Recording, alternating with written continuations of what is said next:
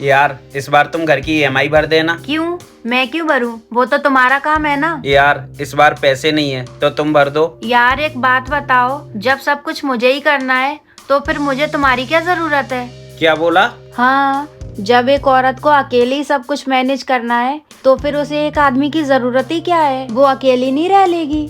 खुद कमाती हूँ, खुद के खर्चे खुद उठाती हूँ, और उसमें भी मैं तुम्हारे खर्चे उठाने लगूं तो फिर मुझे तुम्हारी जरूरत ही क्या है? अच्छा ये बात है। मुझे बताना जरा, कितना टाइम हुआ तुम्हें कमाते हुए? 1 साल से तो ज्यादा ही हो गया। और इतने वक्त में कितना पैसा कमाया तुमने? 5 से 6 लाख तो कमा ही लिए होंगे। और उन पैसों में से तुमने इस घर में या मुझ पे कितने पैसे खर्च किए हैं? करती तो हूँ, अब ऐसे एक एक चीज याद थोड़ा ना रखूंगी। ऐसा याद नहीं रखती हो? चलो मैं याद दिलाता हूँ।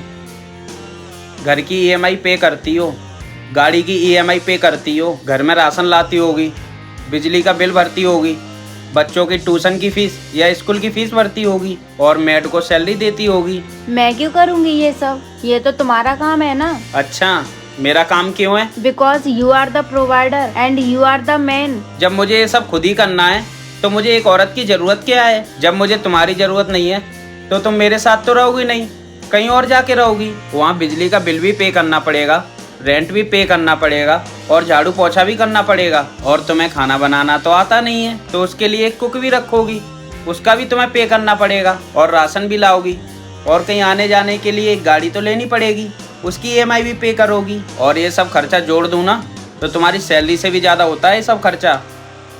बाहर जाकर रह लोगी, तुम सब कुछ कर लोगी, लेकिन मेरे साथ इस घर में रहकर तुम कुछ नहीं करोगी। कितनी अच्छी सोच है ना तुम्हारी। तुम्हारा पैसा तुम्हारा और मेरा पैसा हमारा। तुमने आज तक 7 से 8 लाख रुपए कमाए हैं, वो भी कब? जब मैंने तुम्हें पढ़ाया है और मैंने तुम्हारी कोचिंग की फीस भरी है।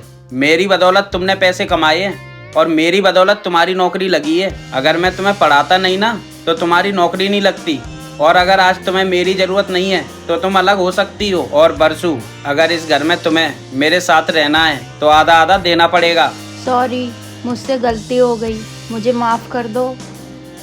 पैसा पति का हो या पत्नी का, हक दोनों का बराबर होता है।